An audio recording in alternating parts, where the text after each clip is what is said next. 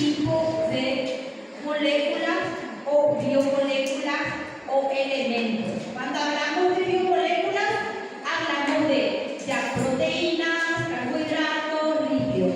Cuando hablamos de elementos, hablamos por separado: calcio, sodio, potasio, magnesio, fósforo, ¿verdad?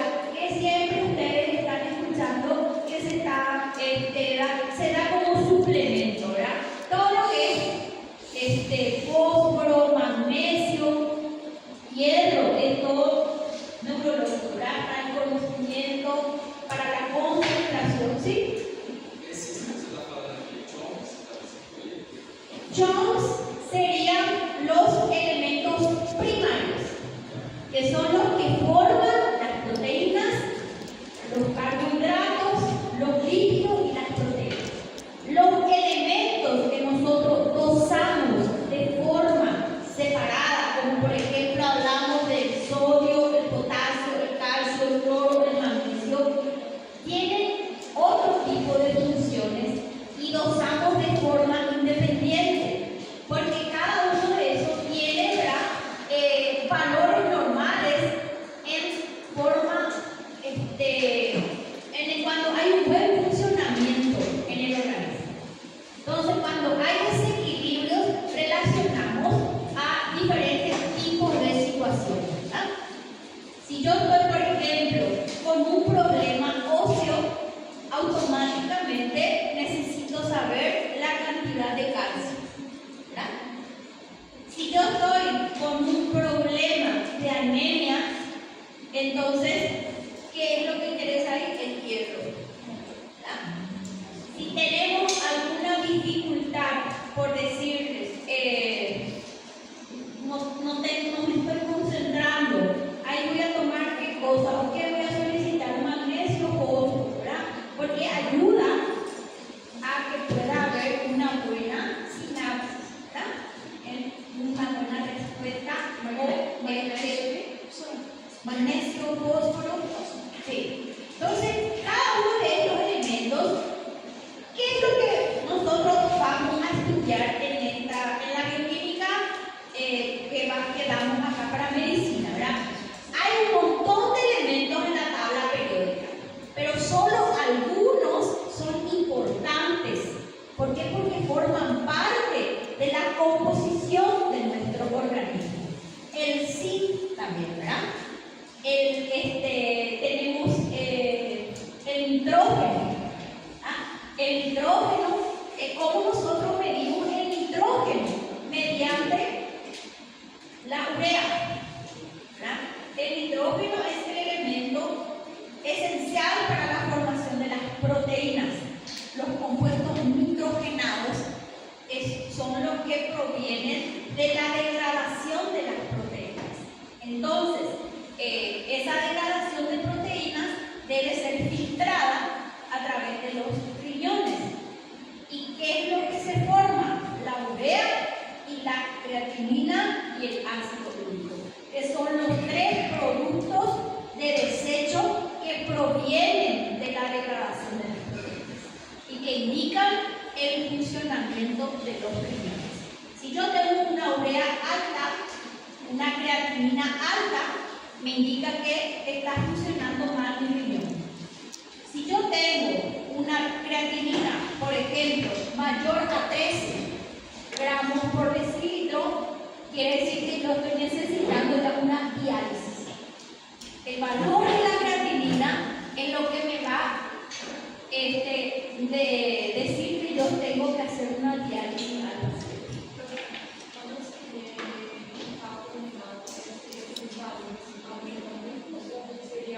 Cuando hay un cálculo renal, lo que va a variar es probablemente sea su cantidad de diuresis. Vas a perder sangre por la orina, vas a tener dolor, vas a tener inflamación de los riñones. Pero no es que cuando no es así, más para ahí va el cálculo renal. No a que disminuya el funcionamiento de los riñones, sino que lo desagradable es la parte dolorosa, la poniendo anémica. Esas son las complicaciones. Ya cuando tenemos urea alta y creatinina alta, ya es porque no funciona para nada la glutamina. Pero casi no se llega a eso, casi siempre, ¿verdad? Por los dolores no se llega a eso. Bueno, entonces, ¿se dan cuenta ustedes cuál es la relación, ¿verdad? ¿Cuál es la importancia de la bioquímica? Porque todas las patologías están o se diagnostican mediante nuestro dosaje, ¿verdad? De los diferentes tipos de moléculas o elementos que componen la estructura, ¿verdad? del cuerpo humano. Bueno, entonces, las enfermedades y sus bases bioquímicas. Van a ver que todas las enfermedades tienen base bioquímica. Fíjense, principales causas de enfermedades. Agente físico. Siempre lo que es físico, ¿verdad? Cuando hablamos de agente físico, es lo que nos rodea, es el medio en donde nos desenvolvemos, ¿verdad? Por ejemplo, traumatismo mecánico, ¿verdad? Aumentos extremos o disminución de temperatura, cambios repentinos de presión atmosférica, ¿verdad? Cuando, por ejemplo, estamos en las alturas, ¿verdad? Y también nos dificulta el respirar. Descargas eléctricas. Entonces, todo eso ya puede ocasionar una enfermedad. Después tenemos agentes químicos, incluso fármacos. Todos los fármacos, ¿verdad? Son tóxicos. La proporción, la cantidad y los días que se consume ese medicamento es lo que va a hacer, ¿verdad? O va a estar entre los rangos que corresponderían a su uso.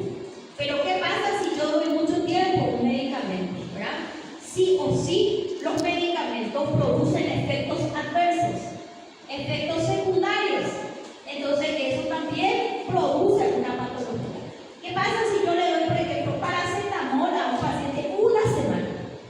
Le destrozo el hígado, ¿verdad? Así de sencillo es. Entonces, siempre los medicamentos se controlan, ¿verdad?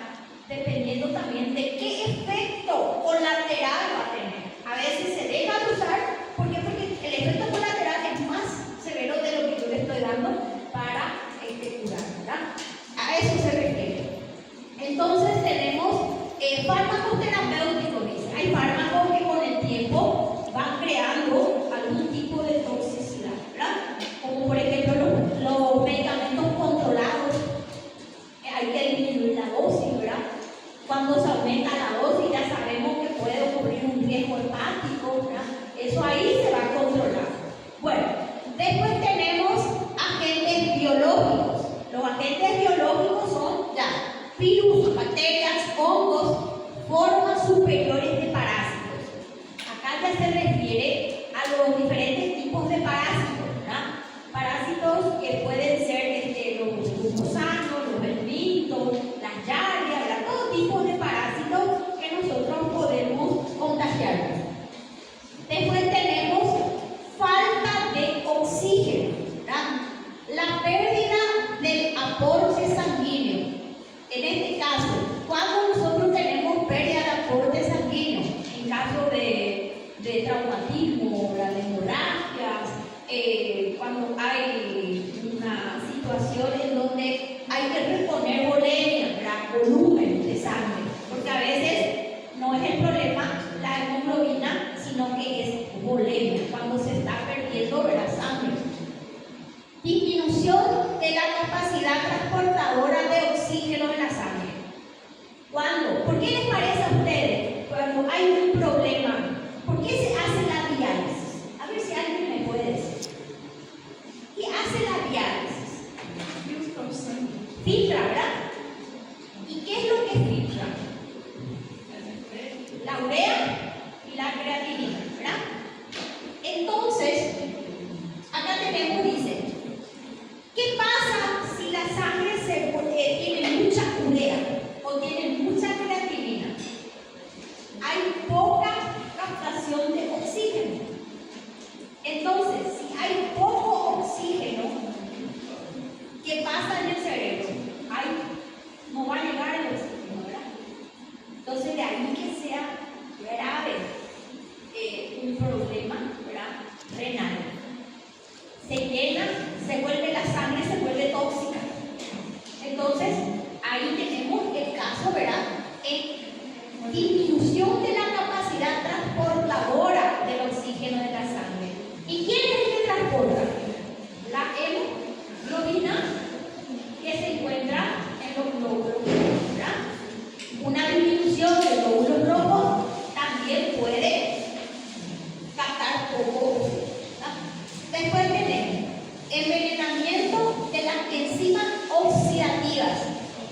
Esto acá ya se refiere a cuando hay un problema, ¿verdad?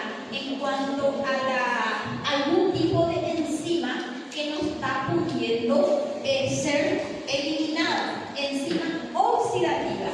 ¿Qué quiere decir oxidativa? Es cuando en una reacción se hace, no sé si ustedes se acuerdan que tenemos las reacciones de oxidorreducción, ¿verdad? En algún momento vieron en la escuela, en los colegios, en donde siempre se trata de igualar la cantidad de hidrógeno, ¿verdad? El hidrógeno es el que mantiene el pH de la sangre, el potencial de hidrógeno. ¿Qué quiere decir el potencial de hidrógeno? Cada uno de los fluidos orgánicos tiene un pH, ¿verdad? La saliva tiene un pH alcalino.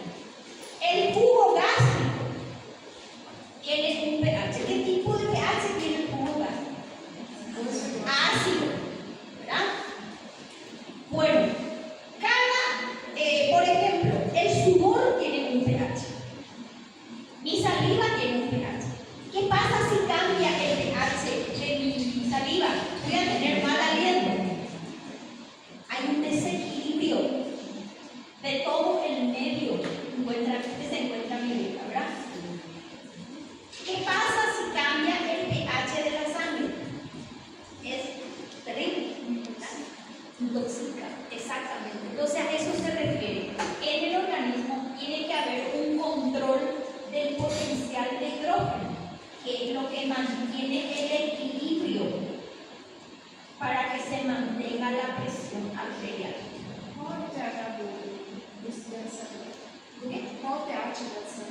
¿De la sangre? A ver, ¿quién sabe? ¿Cuál es el pH de la sangre? Siempre es el tema de sangre. A ver, ¿es ácido o es alcalino? Alcalino, excelente, estamos bien.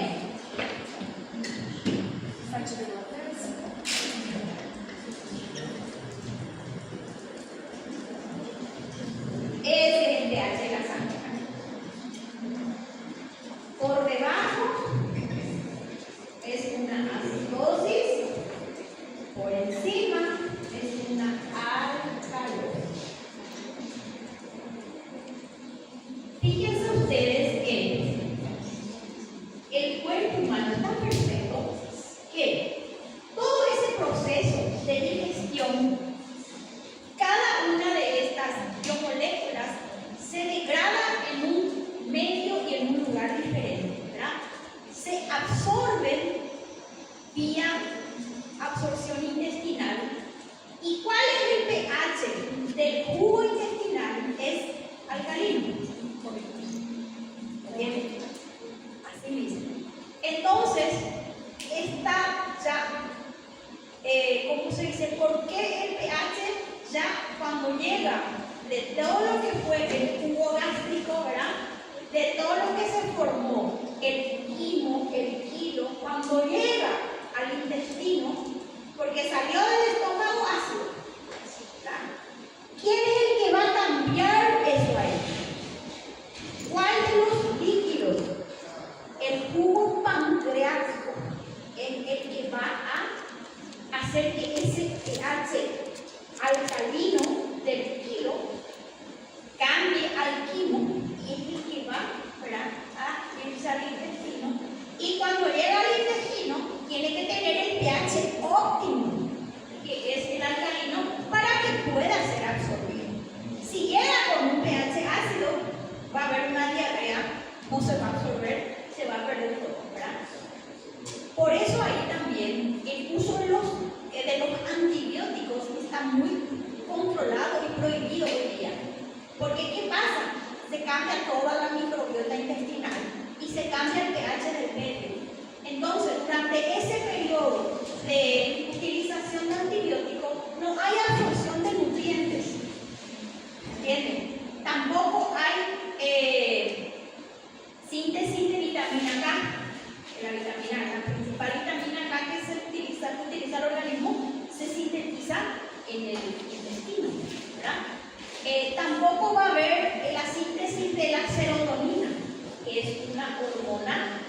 que nos produce bienestar. Entonces, fíjense ustedes cómo todo, ¿verdad?, está relacionado. De ahí que todos los cambios que parecen insignificantes se realizan porque algo, ¿verdad?, no está funcionando bien. Entonces, si no hay buena absorción intestinal, entonces prácticamente no hay nutrientes que pueden ser absorbidos. ¿Bien? Hay que se cuida mucho lo que es hoy día la flora, la microbiota intestinal, para que se absorben. Por ejemplo, en el intestino tenemos enzimas que son las que hacen la última degradación. Por ejemplo, la leche. Ustedes saben que la leche, cuando nosotros consumimos en forma de lactosa, ¿verdad?, necesitamos que la lactosa es un disacario, que quiere decir que tiene dos tipos de carbohidratos, ¿verdad?, la glucosa y la lactosa. Pero ¿qué pasa? Esos están juntos, pero el intestino eso no va a absorberlo, sino me separa la glucosa por un lado y la lactosa por el otro lado. Pero la lactosa necesita de la lactasa, y la lactasa es una enzima que se sintetiza en el intestino. Entonces, si yo soy deficiente o soy intolerante, yo no voy a poder absorber la lactosa, no voy a poder separar eso ahí y voy a eliminarlo. ¿Entienden? ¿Y por qué les parece a ustedes que hoy día tenemos tanta intolerancia a la lactosa? De niños no tuvimos, pero de adultos pues vamos teniendo, ¿verdad? Antibióticos y también al uso de muchos productos químicos en los alimentos. Y eso va haciendo que cosas nos va volviendo todos, ¿verdad?, incapaces de generar enzimas normales. Entonces, esas son las enfermedades nuevas que vamos a tener, ¿verdad? Todo el mundo es intolerante a la lactosa. Díganme si no es. Es porque nuestra microbiota, ¿verdad?, está muy alterada y ya enzimas necesarias para ese tipo de reacciones ya no ocurren. Por lo tanto, ya vamos a eliminarlo, ¿verdad?, sin que lo vamos a absorber. Bueno, después tenemos trastornos genéticos, que ya saben, ¿verdad?, que eso se transmite a través de nuestro ADN, ¿verdad?, nuestro ácido nucleico. Reacciones inmunitarias. ¿Qué son las reacciones inmunitarias? Las reacciones inmunitarias son, ¿qué cosa? La respuesta ante una determinada patología, ¿verdad? Es cuando el cuerpo desconoce de repente su propia célula, ¿verdad? Cuando tenemos enfermedades autoinmunes, tenemos en las reacciones inmunitarias nosotros vamos generando o formando ¿qué cosa? Los anticuerpos, las inmunoglobulinas, ¿verdad? IgG, IgM, IgA, que son los que nosotros usamos en bioquímica para determinar si una patología está empezando, si el paciente está en ese momento en un periodo latente o si está con una memoria, ¿verdad?, que es lo que ya se queda, los anticuerpos. Entonces, estos nos ayudan a nosotros a determinar también el ciclo o los días de incubación de una enfermedad. Los primeros días de una enfermedad, por ejemplo, si yo ayer empecé a tener fiebre y estoy con probabilidad de dengue, ¿verdad?, entonces lo que se va a buscar es el antígeno. ¿Qué es el antígeno? La proteína del virus, ¿verdad? Pero ¿qué pasa cuando pasamos 5 días, 6 días, 7 días? ¿Qué hace ya el cuerpo? Genera los anticuerpos. Y ahí yo ya voy a buscar anticuerpos. Entonces, si yo encuentro anticuerpos IgG, IgM, es porque ya es un periodo largo de esa enfermedad. Ya empezó hace 8 días, 10 días. ¿Entienden? Entonces, nosotros, para determinar, por ejemplo, viene un paciente que dice: usted hace 7 días que yo tengo fiebre, pero ahora ya no tengo más, ¿verdad? Entonces, ¿qué voy a buscar en el paciente? Anticuerpos no hay.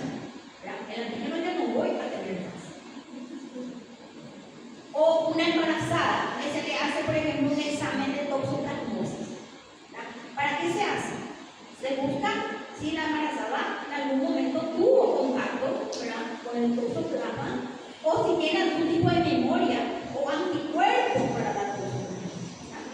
Los anticuerpos van a estudiar ustedes en inmunología, o sea, todo lo que es la parte inmunológica, ¿verdad? Que es una rama demasiado grande otra vez la medicina. Es demasiado amplio, ¿verdad? Todo lo que se estudia ya son los diferentes tipos de proteínas que reaccionan en el organismo en determinadas situaciones. Bueno, después tenemos los desequilibrios nutricionales. La mayoría, ¿verdad? En la clínica ocurre esto, por deficiencia o por exceso, ¿verdad? Y por último tenemos desequilibrios endócrinos. ¿Qué es esto acá?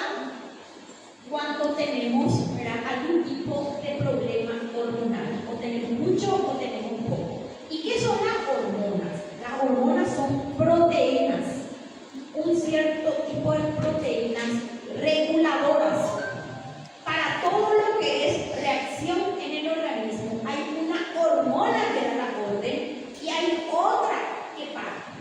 ¿Entienden? Entonces, si una no da la orden, es un problema. Y si tampoco da la orden de parar, es otro problema. Y ahí ya estamos nosotros en situaciones o desequilibrios endócrinos. ¿Se dan cuenta? En todas estas situaciones tenemos presencia de proteínas involucradas. De ahí que las proteínas, ¿verdad?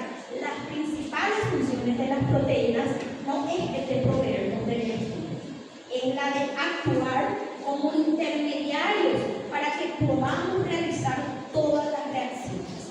Dar la energía necesaria para que pueda haber una reacción, una combinación, una degradación, un transporte, ¿verdad? Entonces, esa es la función principal de las proteínas.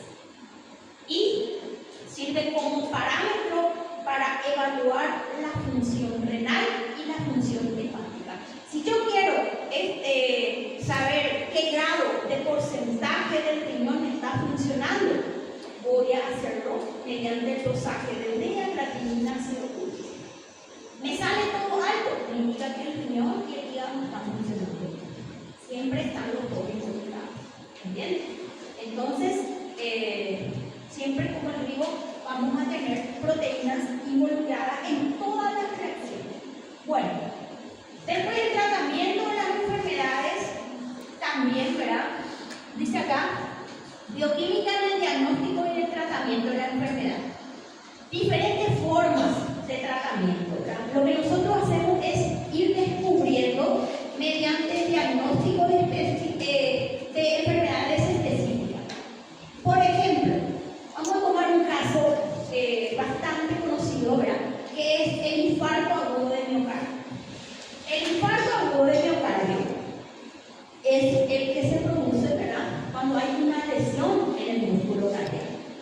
Y cuando nosotros tenemos un probable infarto, ¿qué es lo que vamos a buscar o vamos a determinar? Las enzimas y las proteínas que son propias del músculo cardíaco. La principal proteína para el diagnóstico del infarto es la troponina 1. La troponina 1 es una proteína que se encuentra a la mayor concentración en el músculo cardíaco y es la que determina un diagnóstico de infarto. Cuanto más alto está la troponina, más grave es la lesión del músculo cardíaco. Y gozamos al mismo tiempo enzimas cardíacas que son la creatina quinasa. Creatina viene de nuestra proteína muscular, ¿verdad? Y de la creatina quinasa CKMB, que vamos a estudiarlo también de una forma independiente. En CK total, que es CK total, CKMB y troponina. Con esos tres yo ya hago un diagnóstico de infarto. Y es rápido, es barato. Claro que después nosotros vamos a hacer un electro, hacer un eco, todo. Pero la primera atención recae sobre eso. Si sale todo normal, entonces no es un infarto. Porque no todo tiene infarto, ¿verdad? A veces ansiedad, a veces situaciones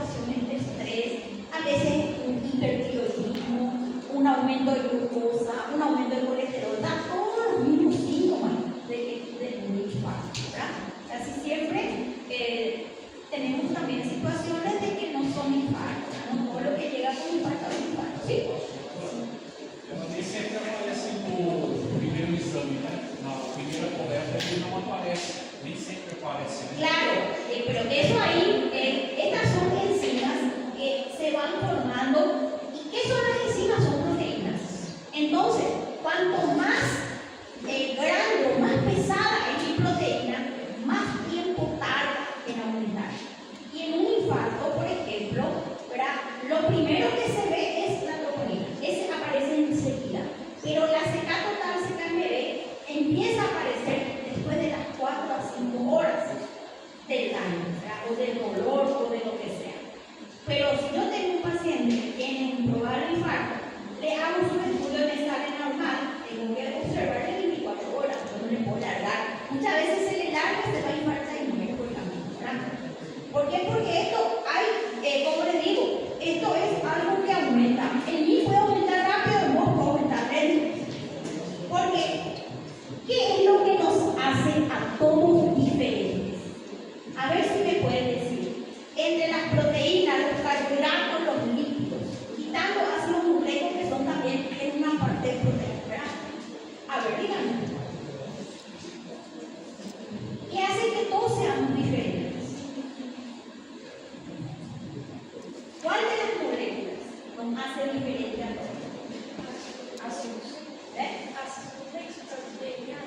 Sí, quitando DNA. Quitando DNA que sabemos que es único para cada uno, ¿verdad? Las proteínas. Las proteínas nosotros generamos y eso es lo que nos hace diferentes. Por eso yo tengo un grupo sanguíneo A positivo, ella tiene O negativo, B positivo. ¿Por qué? Porque cada una de estas proteínas se forma dependiendo del tipo, cantidad de aminoácidos que yo tenga. Si yo me alimento mal,